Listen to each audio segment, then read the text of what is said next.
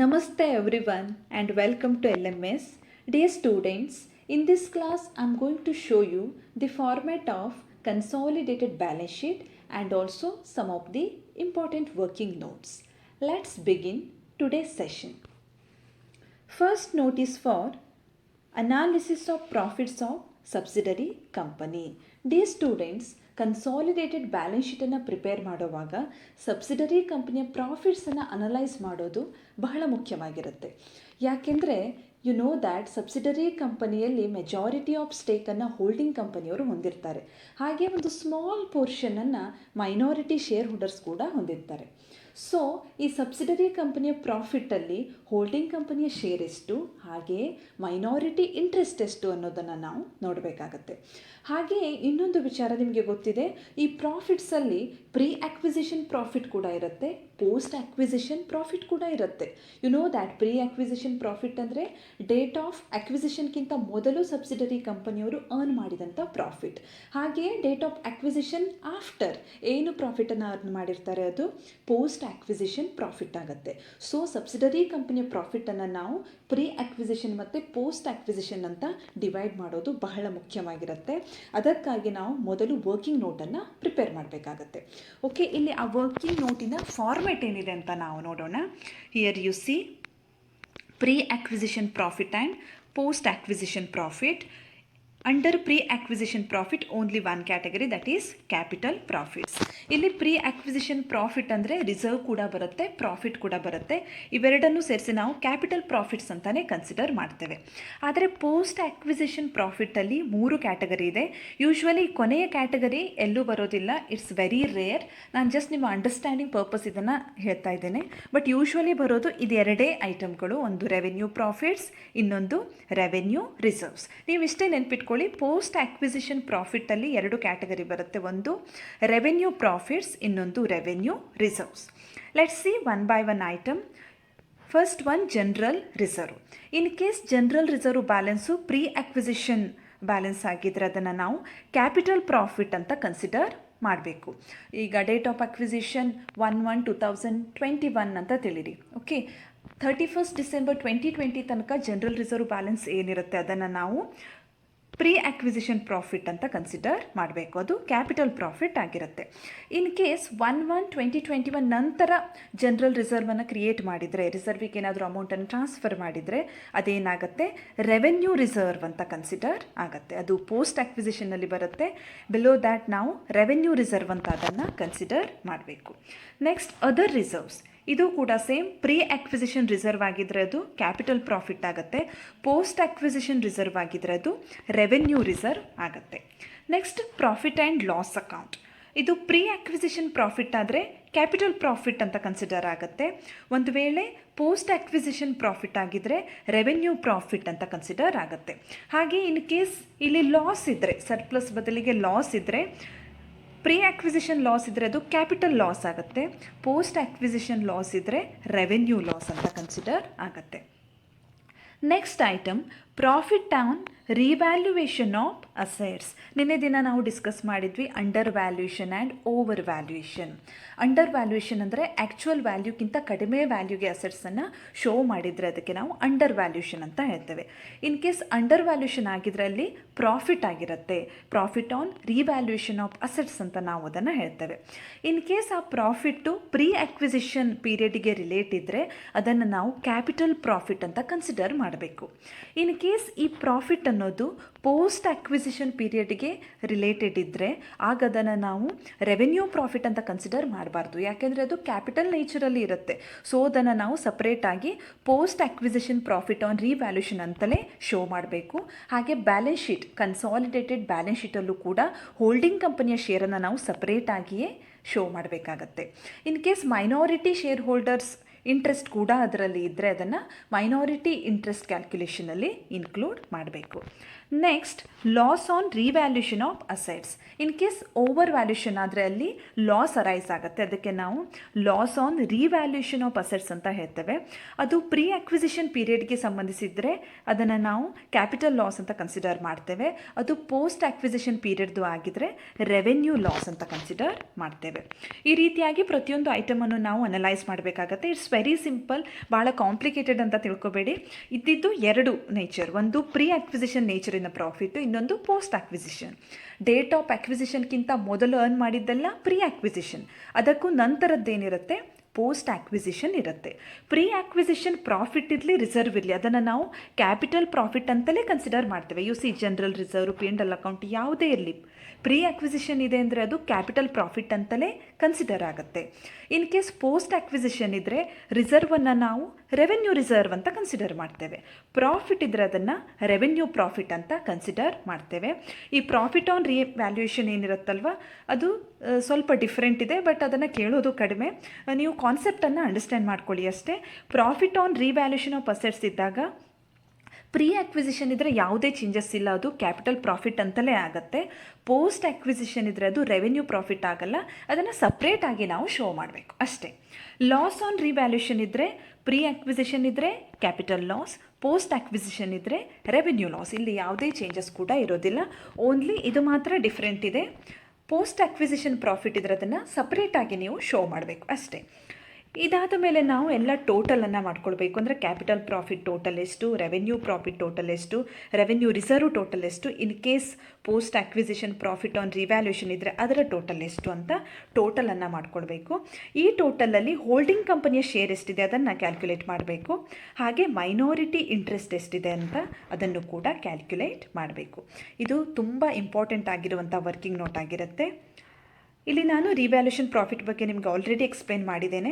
Post acquisition ಪೀರಿಯಡ್ಗೆ ಏನಾದರೂ revaluation profit ಇದ್ದರೆ ಅದನ್ನು ನಾವು ಪೋಸ್ಟ್ ಆಕ್ವಿಸಿಷನ್ ಪ್ರಾಫಿಟ್ ಅಂತಲೇ ಕನ್ಸಿಡರ್ ಮಾಡ್ತೇವೆ. ಆದರೆ ಅದು ಕ್ಯಾಪಿಟಲ್ ನೇಚರಿನ ಪ್ರಾಫಿಟ್ ಆಗಿರುತ್ತೆ, ಸೊ ಅದನ್ನು ರೆವೆನ್ಯೂ ಪ್ರಾಫಿಟ್ ಅಂತ ನಾವು ಕನ್ಸಿಡರ್ ಮಾಡೋದಿಲ್ಲ. ಹೋಲ್ಡಿಂಗ್ ಕಂಪನಿಯ ಶೇರ್, ಈ ಪ್ರಾಫಿಟಲ್ಲಿ ಹೋಲ್ಡಿಂಗ್ ಕಂಪನಿಯ ಶೇರ್ ಏನಿರುತ್ತೆ ಅದನ್ನು ನಾವು ಸಪ್ರೇಟಾಗಿ ಕನ್ಸಾಲಿಡೇಟೆಡ್ ಬ್ಯಾಲೆನ್ಸ್ ಶೀಟಲ್ಲಿ ಶೋ ಮಾಡಬೇಕು. ಮೈನಾರಿಟಿ ಇಂಟ್ರೆಸ್ಟ್ ಏನಿರುತ್ತೆ ಅದನ್ನು ನಾವು ಮೈನಾರಿಟಿ ಇಂಟ್ರೆಸ್ಟ್ ಕ್ಯಾಲ್ಕುಲೇಷನಲ್ಲಿ ಆ್ಯಡ್ ಮಾಡಬೇಕು. Okay, let's move ahead. Next one is calculation of minority interest. Minority interest ಅಂದರೆ ಏನು ಅನ್ನೋದನ್ನು ನಾನು ಸವಿಸ್ತಾರವಾಗಿ ನಿಮಗೆ ಹಿಂದಿನ ಸೆಷನ್ಗಳಲ್ಲಿ ಎಕ್ಸ್ಪ್ಲೇನ್ ಮಾಡಿದ್ದೇನೆ. ಇಲ್ಲಿ ಮೈನಾರಿಟಿ ಶೇರ್ ಹೋಲ್ಡರ್ಸ್ ಇಂಟ್ರೆಸ್ಟ್ ಏನಿದೆ ಅನ್ನೋದನ್ನು ಹೇಗೆ ನಾವು ಕ್ಯಾಲ್ಕುಲೇಟ್ ಮಾಡಬೇಕು ಅನ್ನೋದನ್ನು ನೋಡೋಣ. ಹಾಗೆ ಇಲ್ಲಿ ಇನ್ನೊಂದು ಇಂಪಾರ್ಟೆಂಟ್ ಪಾಯಿಂಟ್ ಅಂದರೆ ಈ ಮೈನಾರಿಟಿ ಇಂಟ್ರೆಸ್ಟನ್ನು ನಾವು ಎಲ್ಲಿ ಶೋ ಮಾಡಬೇಕು, ಕನ್ಸಾಲಿಡೇಟೆಡ್ ಬ್ಯಾಲೆನ್ಸ್ ಶೀಟಲ್ಲಿ ಎಲ್ಲಿ ಶೋ ಮಾಡಬೇಕು. ನಾವು ಬ್ಯಾಲೆನ್ಸ್ ಶೀಟಲ್ಲಿ ಲಯಬಿಲಿಟಿ ಸೈಡ್ ಹೋಲ್ಡಿಂಗ್ ಕಂಪನಿಯ ಶೇರ್ ಕ್ಯಾಪಿಟಲ್ ಏನಿರುತ್ತಲ್ವ ಅದರ ಬಿಲೋ ಮೈನಾರಿಟಿ ಇಂಟ್ರೆಸ್ಟ್ ಅಂತ ಶೋ ಮಾಡಬೇಕು. ಅದನ್ನು ಸಪ್ರೇಟಾಗಿ ನಾವು ಮೈನಾರಿಟಿ ಇಂಟ್ರೆಸ್ಟ್ ಅಂತಲೇ ಮೆನ್ಷನ್ ಮಾಡಿ ಶೋ ಮಾಡಬೇಕು. Let's see the format of chart sowing minority and majority interest. Majority interest ಮತ್ತು ಮೈನಾರಿಟಿ ಇಂಟ್ರೆಸ್ಟನ್ನು ಕ್ಯಾಲ್ಕುಲೇಟ್ ಮಾಡುವಂಥ ಒಂದು ಚಾರ್ಟಿನ ಫಾರ್ಮ್ಯಾಟನ್ನು ನಾವೀಗ ನೋಡೋಣ. Here we have different columns. First one serial number, particulars, total. H company means holding companies share. S company means subsidiary companies share. ಇಲ್ಲಿ subsidiary companies share ಅಂದರೆ minority share holders share ಅಂತ ನೀವು ತಿಳಿದುಕೊಳ್ಬೇಕು. Here first item is share capital in the ratio of shares acquired. ಇಲ್ಲಿ share acquire ಮಾಡಿರುವಂಥ ರೇಷಿಯೋನು ಕೂಡ ನಾವು ಮೆನ್ಷನ್ ಮಾಡಬೇಕು.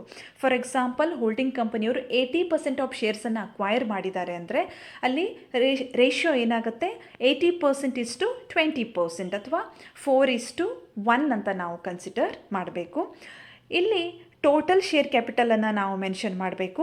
ಈ ಟೋಟಲ್ ಶೇರ್ ಕ್ಯಾಪಿಟಲಲ್ಲಿ ಹೋಲ್ಡಿಂಗ್ ಕಂಪನಿಯವರು ಎಷ್ಟು ಅಕ್ವೈರ್ ಮಾಡಿರ್ತಾರೆ ಅದನ್ನು ನಾವು H ಕಂಪನೀಸ್ ಶೇರ್ ಅಂತ ತೆಗೆದುಕೊಳ್ಬೇಕು. ಹಾಗೆ ಮೈನಾರಿಟಿ ಶೇರ್ ಹೋಲ್ಡರ್ಸ್ ಶೇರ್ ಏನಿದೆ ಅದನ್ನು ನಾವಿಲ್ಲಿ ಸಬ್ಸಿಡರಿ ಕಂಪನೀಸ್ ಶೇರ್ ಅಂತ ಕನ್ಸಿಡರ್ ಮಾಡಬೇಕು. Next share of capital profits. ನಾವು ಹಿಂದೆ ಅನಾಲಿಸಿಸ್ ಪಾರ್ಟಲ್ಲಿ ಕ್ಯಾಪಿಟಲ್ ಪ್ರಾಫಿಟನ್ನು ಕ್ಯಾಲ್ಕುಲೇಟ್ ಮಾಡಿದ್ವಿ. You see here capital profits, revenue reserves, ಈ ಟೋಟಲ್ಗಳನ್ನು ನಾವಿಲ್ಲಿ ಮೆನ್ಷನ್ ಮಾಡಬೇಕು. ಟೋಟಲಲ್ಲಿ ಈ ಕ್ಯಾಪಿಟಲ್ ಪ್ರಾಫಿಟ್ ಟೋಟಲಲ್ಲಿ ಹೋಲ್ಡಿಂಗ್ ಕಂಪನಿಯ ಶೇರ್ ಏನಿದೆ ಅದನ್ನು ಇಲ್ಲಿ ಮೆನ್ಷನ್ ಮಾಡಬೇಕು. ಹಾಗೆ subsidiary company share we have to write here. Next share of revenue profits. This is also similar. Total revenue profits V have to write here and we have to take holding companies share over here and subsidiary company share over here. Next share of revenue reserves. This is also similar. Total revenue ರಿಸರ್ವನ್ನು ನಾವು ಟೋಟಲಲ್ಲಿ mention ಮಾಡಬೇಕು.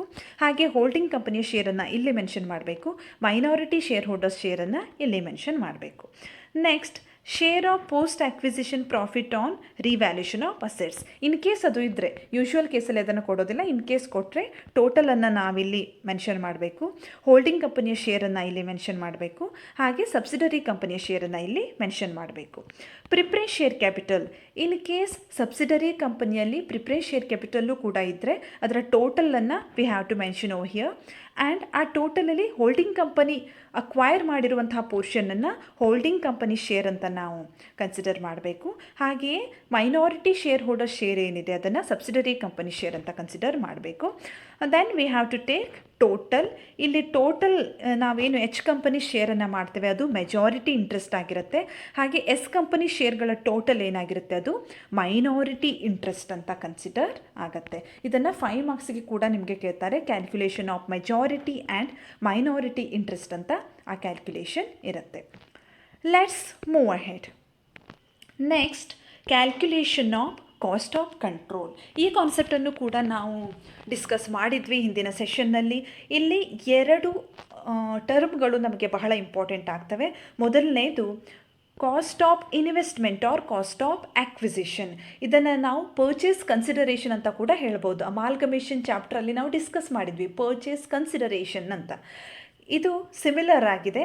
Cost of investment ಅಂದರೆ price paid by the holding company for acquiring the shares in subsidiary company. Subsidiary ಕಂಪನಿಯಲ್ಲಿ ಶೇರ್ಸನ್ನು acquire ಮಾಡೋದಕ್ಕೆ ಏನು ಪ್ರೈಸನ್ನು ಹೋಲ್ಡಿಂಗ್ ಕಂಪನಿ ಪೇ ಮಾಡಿರುತ್ತೆ, that is cost of investment or purchase consideration or cost of acquisition. ಇದನ್ನು ನಾವು ಮೊದಲಿಗೆ ತೆಗೆದುಕೊಳ್ಬೇಕು. ಇದನ್ನು ಹೇಗೆ ಕ್ಯಾಲ್ಕ್ಯುಲೇಟ್ ಮಾಡೋದು ಅಂದರೆ ನಂಬರ್ ಆಫ್ ಶೇರ್ಸ್ ಅಕ್ವೈರ್ಡ್, ಎಷ್ಟು ಶೇರ್ಸನ್ನು ಅವರು ಅಕ್ವೈರ್ ಮಾಡಿದ್ದಾರೆ, into cost of acquisition price per ಶೇರಿಗೆ ಅವರು ಏನು ಪ್ರೈಸನ್ನು ಫಿಕ್ಸ್ ಮಾಡಿದರು ಅದನ್ನು ನಾವು ಮಲ್ಟಿಪ್ಲೈ ಮಾಡಿದರೆ ನಮಗೆ ಕಾಸ್ಟ್ ಆಫ್ ಆಕ್ವಿಸಿಷನ್ ಅಂತ ಸಿಗುತ್ತೆ. ಇದಾದಮೇಲೆ ಎರಡನೇದಾಗಿ value of investment. We have to take value of investment. Value of investment means intrinsic value of shares or it is also referred as parents' share of net assets of the subsidiaries as at the date of investment. ಇನ್ವೆಸ್ಟ್ಮೆಂಟನ್ನು ಮಾಡಿದ ಡೇಟಿನಂದು subsidiary ಕಂಪನಿಯ net assets ಎಷ್ಟಿತ್ತು ಅದರಲ್ಲಿ parents ಕಂಪನಿಯ share ಎಷ್ಟಾಗುತ್ತೆ, that is known as value of investment. ಅಂದರೆ subsidiary ಕಂಪನಿಯ ನೆಟ್ ಅಸೆಟ್ಸಲ್ಲಿ ಹೋಲ್ಡಿಂಗ್ ಕಂಪನಿ ಎಷ್ಟು ಶೇರನ್ನು ಪಡೆಯುತ್ತಲ್ವ, that is known as value of investment. ಅಂದರೆ ಅವರು ಶೇರ್ಸನ್ನು ಅಕ್ವೈರ್ ಮಾಡಿರ್ತಾರೆ, ಅದರಿಂದ ಅವರಿಗೆ ಸಿಗುವಂತಹ ಬೆನಿಫಿಟ್ಸ್ಗಳ ವ್ಯಾಲ್ಯೂ ಏನು, ಇನ್ವೆಸ್ಟ್ಮೆಂಟಿನ ವ್ಯಾಲ್ಯೂ ಏನು, ಅದಕ್ಕೆ ನಾವು ವ್ಯಾಲ್ಯೂ ಆಫ್ ಇನ್ವೆಸ್ಟ್ಮೆಂಟ್ ಅಂತ ಹೇಳ್ತೇವೆ. ಇದನ್ನು ಹೇಗೆ ಕ್ಯಾಲ್ಕ್ಯುಲೇಟ್ ಮಾಡೋದಂದರೆ first we have to take share capital, ಅಂದರೆ paid up value of share capital, ಅವರೆಷ್ಟು ಅಕ್ವೈರ್ ಮಾಡಿರ್ತಾರೆ ಅಷ್ಟನ್ನು ತೆಗೆದುಕೊಳ್ಬೇಕು. Then we have to add share of capital profits. ನಾವು ಅನಾಲಿಸಿಸ್ ಪಾರ್ಟಲ್ಲಿ ಕ್ಯಾಪಿಟಲ್ ಪ್ರಾಫಿಟ್ಸನ್ನು ಕ್ಯಾಲ್ಕ್ಯುಲೇಟ್ ಮಾಡಿದ್ವಿ, ಅದರಲ್ಲಿ ಹೋಲ್ಡಿಂಗ್ ಕಂಪನಿಯ ಶೇರ್ ಎಷ್ಟಿತ್ತು ಅದನ್ನು ನಾವು ತೆಗೆದುಕೊಳ್ಬೇಕು. ಯು ಸಿ ಅವರು ಶೇರ್ಸನ್ನು ಅಕ್ವೈರ್ ಮಾಡಿರೋದ್ರಿಂದ ಅವರಿಗೆ ಸಿಗುವಂಥ ಇನ್ವೆಸ್ಟ್ಮೆಂಟಿನ ವ್ಯಾಲ್ಯೂ ಅಂದರೆ ಏನು, ಅವರಿಗೆ ಶೇರ್ ಕ್ಯಾಪಿಟಲ್ ಸಿಗುತ್ತೆ, ಹಾಗೆಯೇ ಕ್ಯಾಪಿಟಲ್ ಪ್ರಾಫಿಟ್ಟಿನ ಶೇರ್ ಕೂಡ ಸಿಗುತ್ತೆ. ಸೊ ಇವುಗಳ ಅಗ್ರಿಗೇಟ್ ಅಮೌಂಟಿಗೆ ನಾವೇನಂತೇವೆ ವ್ಯಾಲ್ಯೂ ಆಫ್ ಇನ್ವೆಸ್ಟ್ಮೆಂಟ್ ಅಂತ ಹೇಳ್ತೇವೆ. Here we have to compare these 2 things. First one cost of acquisition, second one value of investment. ಈ ಎರಡೂ ಥಿಂಗ್ಸ್ಗಳನ್ನು ನಾವು ಕಂಪ್ಯಾರಿಷನ್ ಮಾಡಬೇಕು. ಇದರಲ್ಲಿ ಏನು ಡಿಫ್ರೆನ್ಸ್ ಬರುತ್ತಲ್ವ ಆ ಡಿಫ್ರೆನ್ಸನ್ನು ನಾವು ಕಾಸ್ಟ್ ಆಫ್ ಕಂಟ್ರೋಲ್ ಅಂತ ಹೇಳ್ತೇವೆ. ಕಾಸ್ಟ್ ಆಫ್ ಇನ್ವೆಸ್ಟ್ಮೆಂಟ್ ಮತ್ತು ವ್ಯಾಲ್ಯೂ ಆಫ್ ಇನ್ವೆಸ್ಟ್ಮೆಂಟ್ಗಳ ನಡುವೆ ಇರುವಂಥ ಡಿಫ್ರೆನ್ಸಿಗೆ ನಾವು ಕಾಸ್ಟ್ ಆಫ್ ಕಂಟ್ರೋಲ್ ಅಂತ ಹೇಳ್ತೇವೆ. ಇಲ್ಲಿ ಕಾಸ್ಟ್ ಆಫ್ ಕಂಟ್ರೋಲ್ 2 ರೀತಿಯಾಗಿರ್ಬೋದು. ಒಂದು ಗುಡ್ ವಿಲ್ ಆಗಿರ್ಬೋದು, ಇನ್ನೊಂದು ಕ್ಯಾಪಿಟಲ್ ರಿಸರ್ವ್ ಆಗಿರ್ಬೋದು. ಯಾವಾಗ ಗುಡ್ ವಿಲ್ ಆಗುತ್ತೆ ಹಾಗೆ ಯಾವಾಗ ಡಿಫ್ರೆನ್ಸ್ ಅನ್ನೋದು ಕ್ಯಾಪಿಟಲ್ ರಿಸರ್ವ್ ಆಗುತ್ತೆ ಅನ್ನೋದನ್ನು ನೋಡೋಣ. U C cost of acquisition ಅಥವಾ ಪರ್ಚೇಸ್ ಕನ್ಸಿಡರೇಷನ್ ಜಾಸ್ತಿ ಆಗಿದ್ದು parents share of net assets ಕಡಿಮೆ ಆಗಿದ್ರೆ ಅದಕ್ಕೆ ಗುಡ್ ವಿಲ್ ಅಂತ ಹೇಳ್ತೇವೆ. ಯಾಕೆಂದರೆ ಇಲ್ಲಿ ಅವರಿಗೆ ಸಿಗುವಂಥ ಇನ್ವೆಸ್ಟ್ಮೆಂಟಿನ ವ್ಯಾಲ್ಯೂ ಕಡಿಮೆ ಆಗಿರುತ್ತೆ, ಅವರು ಪೇ ಮಾಡುವಂಥ ಪ್ರೈಸ್ ಏನಾಗಿರುತ್ತೆ ಜಾಸ್ತಿ ಆಗಿರುತ್ತೆ. ಸೊ ಇಲ್ಲಿ ಲಾಸ್ ಆಗುತ್ತೆ. ಬಟ್ ಅವರು ಈ ಲಾಸನ್ನು ಮಾಡಿಕೊಂಡು ಯಾಕೆ ಶೇರ್ಸನ್ನು ಅಕ್ವಿಸಿಷನ್ ಮಾಡ್ತಾ ಇದ್ದಾರೆ ಅಂದರೆ because of the good will of that company. ಅವರು ಹೆಚ್ಚಿಗೆ ಪ್ರೈಸನ್ನು ಯಾಕೆ ಪೇ ಮಾಡ್ತಾ ಇದ್ದಾರೆ ಅಂದರೆ ಆ ಕಂಪನಿಯ ಗುಡ್ ವಿಲ್ಗಾಗಿ, ಅವರ ರೆಪ್ಯುಟೇಷನ್ಗಾಗಿ, ಗುಡ್ ನೇಮ್ಗಾಗಿ, ಮುಂದೆ ಫ್ಯೂಚರಲ್ಲಿ ಅದರಿಂದ ಅವರಿಗೆ ಬೆನಿಫಿಟ್ಸ್ ಆಗುತ್ತೆ. ಸೊ ಅದನ್ನು ನಾವು ಲಾಸ್ ಅಂತ ಕನ್ಸಿಡರ್ ಮಾಡಬಾರ್ದು, ಅದನ್ನು ಗುಡ್ ವಿಲ್ ಅಂತ ನಾವು ಕನ್ಸಿಡರ್ ಮಾಡ್ತೇವೆ. ನೆಕ್ಸ್ಟ್, ಕಾಸ್ಟ್ ಆಫ್ ಅಕ್ವಿಸಿಷನ್ ಅಥವಾ ಪರ್ಚೇಸ್ ಕನ್ಸಿಡರೇಷನ್ ಕಡಿಮೆಯಾಗಿದ್ದು parents share of net assets ಜಾಸ್ತಿ ಆಗಿದ್ದರೆ ಇಲ್ಲಿ ಪ್ರಾಫಿಟ್ ಆಗುತ್ತೆ, ಅದನ್ನು ನಾವು ಕ್ಯಾಪಿಟಲ್ ರಿಸರ್ವ್ ಅಂತ ಕನ್ಸಿಡರ್ ಮಾಡ್ತೇವೆ. ಐ ಥಿಂಕ್ ನಿಮಗೆ ಅಂಡರ್ಸ್ಟ್ಯಾಂಡ್ ಆಗಿರುತ್ತೆ.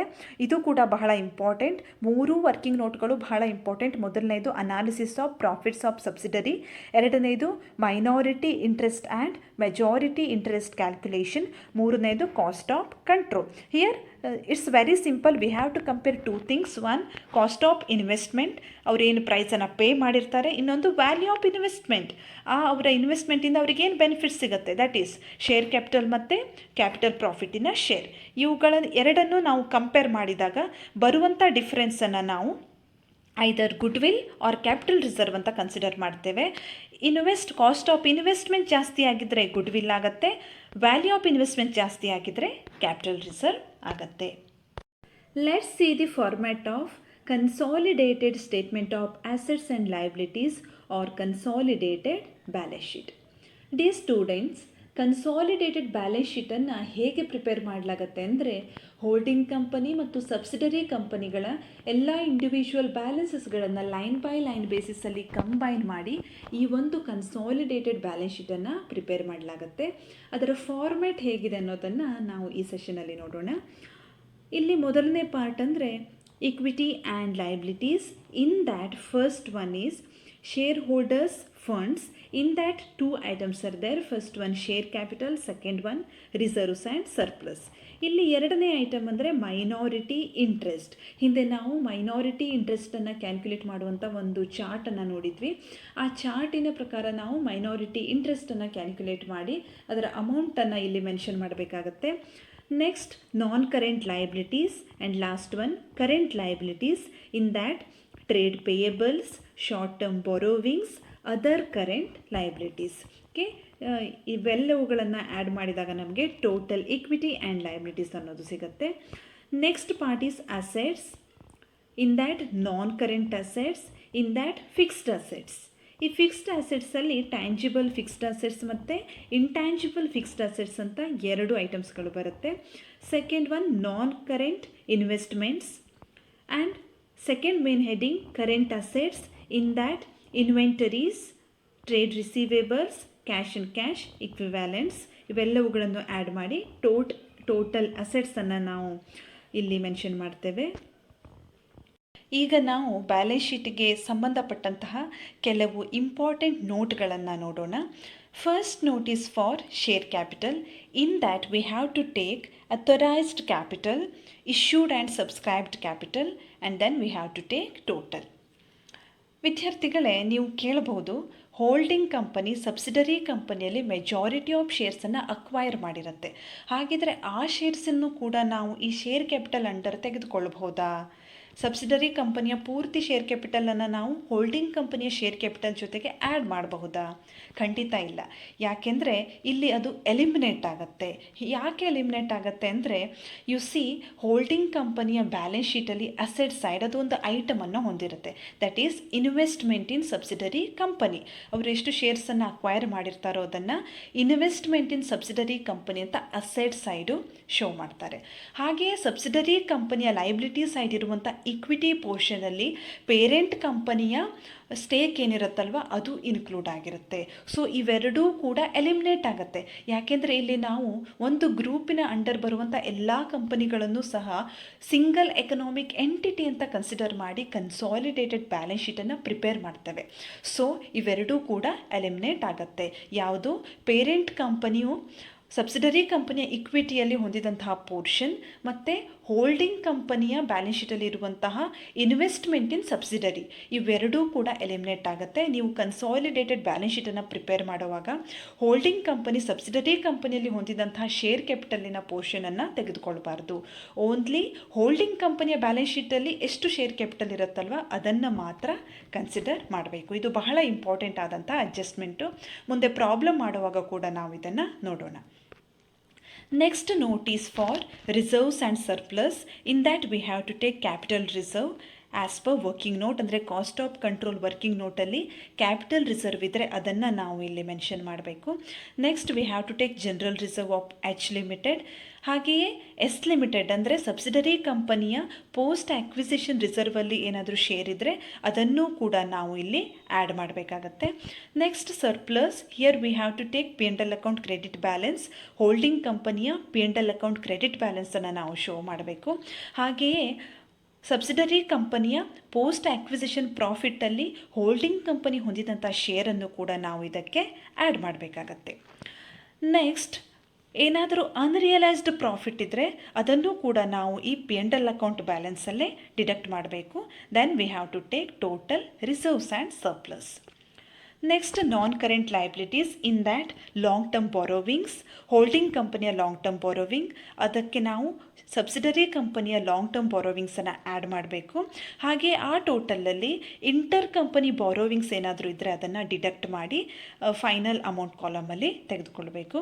ನೆಕ್ಸ್ಟ್ ಡಿಬೆಂಚರ್ಸ್, ಇಲ್ಲಿಯೂ ಕೂಡ ಅದೇ ರೀತಿ ಹೋಲ್ಡಿಂಗ್ ಕಂಪನಿಯ ಡಿಬೆಂಚರ್ಸ್, ಅದಕ್ಕೆ ನಾವು ಸಬ್ಸಿಡರಿ ಕಂಪನಿಯ ಡಿಬೆಂಚರ್ಸನ್ನು ಆ್ಯಡ್ ಮಾಡಬೇಕು. ಬಂದಂತಹ ಟೋಟಲಲ್ಲಿ ಏನಾದರೂ ಇಂಟರ್ ಕಂಪನಿ ಡಿಬೆಂಚರ್ಸ್ ಇದ್ದರೆ ಅದನ್ನು ಡಿಡಕ್ಟ್ ಮಾಡಿ ಟೋಟಲನ್ನು ತೆಗೆದುಕೊಳ್ಬೇಕು. ಲೈನ್ ಬೈ ಲೈನ್ ಬೇಸಿಸಲ್ಲಿ ಅಂತ ಹೇಳಿದ್ವಲ್ಲ, ಇದೇ ರೀತಿ ಹೋಲ್ಡಿಂಗ್ ಕಂಪನಿಯ ಬ್ಯಾಲೆನ್ಸ್, ಅದಕ್ಕೆ ಸಬ್ಸಿಡರಿ ಕಂಪನಿಯ ಬ್ಯಾಲೆನ್ಸನ್ನು ಆ್ಯಡ್ ಮಾಡಿ ನಾವು ತೆಗೆದುಕೊಳ್ಬೇಕು. ಏನಾದರೂ ಇಂಟರ್ ಕಂಪನಿ ಅಡ್ಜಸ್ಟ್ಮೆಂಟ್ ಇದ್ದರೆ ಅದನ್ನು ನಾವು ಡಿಡಕ್ಟ್ ಮಾಡಬೇಕು ಅಥವಾ ಎಲಿಮಿನೇಟ್ ಮಾಡಬೇಕು. Next current liabilities or trade payables. In that sundry creditors, ಮೊದಲಿಗೆ ಹೋಲ್ಡಿಂಗ್ ಕಂಪನಿಯ ಸಂಡ್ರಿ ಕ್ರೆಡಿಟಾರ್, ಅದಕ್ಕೆ ನಾವು ಸಬ್ಸಿಡರಿ ಕಂಪನಿಯ ಸಂಡ್ರಿ ಕ್ರೆಡಿಟಾರ್ಸನ್ನು ಆ್ಯಡ್ ಮಾಡಬೇಕು. ಹಾಗೆ ಏನಾದರೂ ಇಂಟರ್ ಕಂಪನಿ ಡ್ಯೂಸ್ ಇದ್ದರೆ ಆ ಬಂದಂತಹ ಟೋಟಲಲ್ಲಿ ಅದನ್ನು ಡಿಡಕ್ಟ್ ಮಾಡಿ ತೆಗೆದುಕೊಳ್ಬೇಕು. Bills payable, this is also similar. Holding ಕಂಪನಿಯ ಬಿಲ್ಸ್ ಪೇಯಬಲ್ ಹಾಗೆಯೇ ಸಬ್ಸಿಡರಿ ಕಂಪನಿಯ ಬಿಲ್ಸ್ ಪೇಯಬಲ್ ಇವೆರಡನ್ನು ಆ್ಯಡ್ ಮಾಡಿ ಇಂಟರ್ ಕಂಪನಿ ಬಿಲ್ಸ್ ಇದ್ದರೆ ಅದನ್ನು ಡಿಡಕ್ಟ್ ಮಾಡಿ ಟೋಟಲನ್ನು ನಾವು ತೆಗೆದುಕೊಳ್ಬೇಕು. Next note number 5, short term borrowings and provisions. In that loans from banks and other companies, in that we have to take holding companies balance and we have to add subsidiary companies balance. We have to take total. In that we have to deduct intercompany borrowings if it is given. Next proposed dividend, ಇಲ್ಲಿಯೂ ಕೂಡ ಹಾಗೆ holding ಕಂಪನಿಯ proposed dividend, ಅದಕ್ಕೆ subsidiary ಕಂಪನಿಯ proposed ಡಿವಿಡೆಂಡನ್ನು add ಮಾಡಬೇಕು, ಟೋಟಲನ್ನು ತೆಗೆದುಕೊಳ್ಬೇಕು. Next other current liabilities, ಇದರಲ್ಲಿ ಇರುವಂಥ ಐಟಮ್ ಅಂದರೆ ಬ್ಯಾಂಕ್ ಓವರ್ ಡ್ರಾಫ್ಟ್. ಇಲ್ಲಿಯೂ ಕೂಡ ಅದೇ ರೀತಿ ಹೋಲ್ಡಿಂಗ್ ಕಂಪನಿಯ ಬ್ಯಾಂಕ್ ಓವರ್ ಡ್ರಾಫ್ಟ್, ಅದಕ್ಕೆ ಸಬ್ಸಿಡರಿ ಕಂಪನಿಯ ಬ್ಯಾಂಕ್ ಓವರ್ ಡ್ರಾಫ್ಟನ್ನು ಆ್ಯಡ್ ಮಾಡಿ ಟೋಟಲನ್ನು ನಾವು ತೆಗೆದುಕೊಳ್ಬೇಕು. Next note number 7, tangible fixed assets. ಇಲ್ಲಿ ಅನೇಕ ಐಟಮ್ಗಳು ಬರುತ್ತೆ. ನಾವು ಫಾರ್ಮೆಟಲ್ಲಿ ಒಂದು 2-3 ಐಟಮ್ಗಳನ್ನ ಮಾತ್ರ ಶೋ ಮಾಡಿದ್ದೇವೆ. Here we have taken land and buildings. Holding ಕಂಪನಿಯ ಲ್ಯಾಂಡ್ ಆ್ಯಂಡ್ ಬಿಲ್ಡಿಂಗ್ ವ್ಯಾಲ್ಯೂನ ತೆಗೆದುಕೊಳ್ಬೇಕು, ಅದಕ್ಕೆ ಸಬ್ಸಿಡರಿ ಕಂಪನಿಯ ಲ್ಯಾಂಡ್ ಆ್ಯಂಡ್ ಬಿಲ್ಡಿಂಗ್ ವ್ಯಾಲ್ಯೂನ ಆ್ಯಡ್ ಮಾಡಬೇಕು. ಬಂದಂತಹ ಅಮೌಂಟಿಗೆ ಲ್ಯಾಂಡ್ ಆ್ಯಂಡ್ ಬಿಲ್ಡಿಂಗ್ ವ್ಯಾಲ್ಯೂದಲ್ಲಿ ಏನಾದರೂ ಇನ್ಕ್ರೀಸ್ ಆಗಿದ್ದರೆ ಅದನ್ನು ನಾವು ಆ ಅಮೌಂಟಿಗೆ ಆ್ಯಡ್ ಮಾಡಬೇಕು. ಇನ್ ಕೇಸ್ ಡಿಕ್ರೀಸ್ ಆಗಿದ್ದರೆ ಆ ಅಮೌಂಟನ್ನು ನಾವು ಡಿಡಕ್ಟ್ ಮಾಡಬೇಕು. ಆ್ಯಂಡ್ ಫೈನಲಿ ಟೋಟಲನ್ನು ತೆಗೆದುಕೊಳ್ಬೇಕು. ನೆಕ್ಸ್ಟ್ ಪ್ಲ್ಯಾಂಟ್ ಆ್ಯಂಡ್ ಮಷಿನರಿ, ಇಲ್ಲಿಯೂ ಕೂಡ ಹಾಗೆ ಹೋಲ್ಡಿಂಗ್ ಕಂಪನಿಯ ಪ್ಲ್ಯಾಂಟ್ ಆ್ಯಂಡ್ ಮಷಿನರಿ ವ್ಯಾಲ್ಯೂ, ಇದಕ್ಕೆ ನಾವು ಸಬ್ಸಿಡರಿ ಕಂಪನಿಯ ಪ್ಲ್ಯಾಂಟ್ ಆ್ಯಂಡ್ ಮಷಿನರಿ ವ್ಯಾಲ್ಯೂನ ಆ್ಯಡ್ ಮಾಡಬೇಕು. ಬಂದಂತಹ ಟೋಟಲ್ನಲ್ಲಿ ಪ್ಲ್ಯಾಂಟ್ ಆ್ಯಂಡ್ ಮಷಿನರಿ ವ್ಯಾಲ್ಯೂದಲ್ಲಿ ಏನಾದರೂ ಡಿಕ್ರೀಸ್ ಆಗಿದ್ರೆ ಅದನ್ನು ಡಿಡಕ್ಟ್ ಮಾಡಬೇಕು. ಇನ್ ಕೇಸ್ ಇನ್ಕ್ರೀಸ್ ಆದರೆ ಈ ಅಮೌಂಟಿಗೆ ಅದನ್ನು ಆ್ಯಡ್ ಮಾಡಿ ಟೋಟಲನ್ನು ತೆಗೆದುಕೊಳ್ಬೇಕು. ನೆಕ್ಸ್ಟ್ ಫರ್ನಿಚರ್ ಆ್ಯಂಡ್ ಫಿಕ್ಸ್ಚರ್ಸ್, ಇಲ್ಲಿಯೂ ಕೂಡ ಹಾಗೆ ಹೋಲ್ಡಿಂಗ್ ಕಂಪನಿಯ furniture and fixture value, subsidiary ಕಂಪನಿಯ ವ್ಯಾಲ್ಯೂ ಇವನ್ನು ಆ್ಯಡ್ ಮಾಡಬೇಕು. ವ್ಯಾಲ್ಯೂದಲ್ಲಿ ಇನ್ಕ್ರೀಸ್ ಆದರೆ ಆ್ಯಡ್ ಮಾಡಬೇಕು, ಡಿಕ್ರೀಸ್ ಆದರೆ ಡಿಡಕ್ಟ್ ಮಾಡಿ ಟೋಟಲನ್ನು ತೆಗೆದುಕೊಳ್ಬೇಕು. Next note number 8, intangible fixed assets. In that good will as per working note. Okay, ಇಲ್ಲಿ ಕಾಸ್ಟ್ ಆಫ್ ಕಂಟ್ರೋಲಲ್ಲಿ ಗುಡ್ ವಿಲ್ ಏನಾದರೂ ಬಂದಿದ್ದರೆ ಅದನ್ನು ತೆಗೆದುಕೊಳ್ಬೇಕು. ನೆಕ್ಸ್ಟ್ ಪೇಟೆಂಟ್ಸ್, ಹೋಲ್ಡಿಂಗ್ ಕಂಪನಿಯ ಪೇಟೆಂಟ್ಸ್ ಮತ್ತು ಸಬ್ಸಿಡರಿ ಕಂಪನಿಯ ಪೇಟೆಂಟ್ಸನ್ನು ಆ್ಯಡ್ ಮಾಡಿ ತೆಗೆದುಕೊಳ್ಬೇಕು. ನೆಕ್ಸ್ಟ್ ಕಾಪಿ ರೈಟ್ಸ್, ಇದು ಸಹ ಹಾಗೆ ಹೋಲ್ಡಿಂಗ್ ಕಂಪನಿ ಮತ್ತು ಸಬ್ಸಿಡರಿ ಕಂಪನಿಯ ಬ್ಯಾಲೆನ್ಸಸ್ಗಳನ್ನು ಆ್ಯಡ್ ಮಾಡಿ ನಾವು ಟೋಟಲನ್ನು ತೆಗೆದುಕೊಳ್ಬೇಕು. Next non current investments in government securities. Here also same holding ಕಂಪನಿಯ ವ್ಯಾಲ್ಯೂ ಮತ್ತು ಸಬ್ಸಿಡರಿ ಕಂಪನಿಯ ವ್ಯಾಲ್ಯೂನ ಆ್ಯಡ್ ಮಾಡಬೇಕು. Next investment in debentures, holding companies debentures, subsidiary companies debentures. Total ಅಮೌಂಟಲ್ಲಿ ಇಂಟರ್ ಕಂಪನಿ ಡಿಬೆಂಚರ್ಸ್ ಇದರದನ್ನು ಡಿಡಕ್ಟ್ ಮಾಡಿ ಫೈನಲ್ ಅಮೌಂಟನ್ನು ತೆಗೆದುಕೊಳ್ಬೇಕು. Other investments in that also same holding ಕಂಪನಿಯ ಅದರ್ ಇನ್ವೆಸ್ಟ್ಮೆಂಟ್ಸ್ ಮತ್ತು ಸಬ್ಸಿಡರಿ ಕಂಪನಿಯ ಅದರ್ ಇನ್ವೆಸ್ಟ್ಮೆಂಟ್ಸನ್ನು ಆ್ಯಡ್ ಮಾಡಿ ನಾವು ತೆಗೆದುಕೊಳ್ಬೇಕು. Next inventories in that stock in trade, holding company stock in trade, and to that we have to add subsidiary company stock in trade, and from that total we have to deduct unrealized profit if it is there. Next, trade receivables. ಇದರಲ್ಲಿ ನಾವು sundry ಡೆಟಾರ್ಸನ್ನು ತೆಗೆದುಕೊಳ್ಬೇಕು. Holding ಕಂಪನಿಯ sundry ಡೆಟಾರ್ಸ್, ಅದಕ್ಕೆ subsidiary ಕಂಪನಿಯ sundry ಡೆಟಾರ್ಸನ್ನು add ಮಾಡಬೇಕು. ಬಂದಂತಹ ಅಮೌಂಟಿನಲ್ಲಿ in case ಏನಾದರೂ inter company debts ಇದ್ರೆ ಅದನ್ನು ಡಿಡಕ್ಟ್ ಮಾಡಿ ಫೈನಲ್ ಅಮೌಂಟನ್ನು ತೆಗೆದುಕೊಳ್ಬೇಕು. Bills receivable also similar. Holding ಕಂಪನಿಯ ಬಿಲ್ಸ್ ರಿಸೀವೇಬಲ್, ಅದಕ್ಕೆ ನಾವು ಸಬ್ಸಿಡರಿ ಕಂಪನಿಯ ಬಿಲ್ಸ್ ರಿಸೀವೇಬಲನ್ನು ಆ್ಯಡ್ ಮಾಡಬೇಕು. ಬಂದಂತಹ ಅಮೌಂಟಿನಲ್ಲಿ ಇಂಟರ್ ಕಂಪನಿ ಬಿಲ್ಸ್ ಇದ್ದರೆ ಅದನ್ನು ಡಿಡಕ್ಟ್ ಮಾಡಿ ಫೈನಲ್ ಅಮೌಂಟನ್ನು ತೆಗೆದುಕೊಳ್ಬೇಕು. Last notice for cash and cash equivalents. In that cash in hand, holding companies cash in hand, to that we have to add subsidiary companies cash in hand. ನಾವು ಈ ರೀತಿ add ಮಾಡಿದಾಗ total cash in hand ಅನ್ನೋದು ನಮಗೆ ಸಿಗುತ್ತೆ. Next cash with banks. Here also same, holding companies cash with banks. To that we have to add subsidiary companies cash with banks. ಟೋಟಲನ್ನು ತೆಗೆದುಕೊಳ್ಬೇಕು. ಈ ರೀತಿಯಾಗಿ ನಾವು ಕನ್ಸಾಲಿಡೇಟೆಡ್ ಬ್ಯಾಲೆನ್ಸ್ ಶೀಟನ್ನು ಪ್ರಿಪೇರ್ ಮಾಡಬೇಕು. ಮುಂದಿನ ಸೆಷನ್ಗಳಲ್ಲಿ ನಾವು ಪ್ರಾಕ್ಟಿಕಲ್ ಪ್ರಾಬ್ಲಮ್ಸ್ಗಳನ್ನು ಸಾಲ್ವ್ ಮಾಡೋಣ. ಮೊದಲನೇದಾಗಿ 5 ಮಾರ್ಕ್ಸ್ ಪ್ರಾಬ್ಲಮ್ಸನ್ನು ಒಂದೆರಡು ಸೆಷನ್ಗಳಲ್ಲಿ ಡಿಸ್ಕಸ್ ಮಾಡಿ ಆನಂತರ 15 ಮಾರ್ಕ್ಸ್ ಪ್ರಾಬ್ಲಮ್ಸ್ಗಳನ್ನು ನಾವು ನೋಡೋಣ. ಇವತ್ತಿನ ದಿನ ನಾವು we have seen format of analysis of profits of subsidiary company, and also calculation of cost of control, and also calculation of minority interest, and finally we have seen format of consolidated balance sheet. Okay, these are my references. Thank you so much. ಮುಂದಿನ ಸೆಷನ್ನಲ್ಲಿ ಭೇಟಿಯಾಗೋಣ.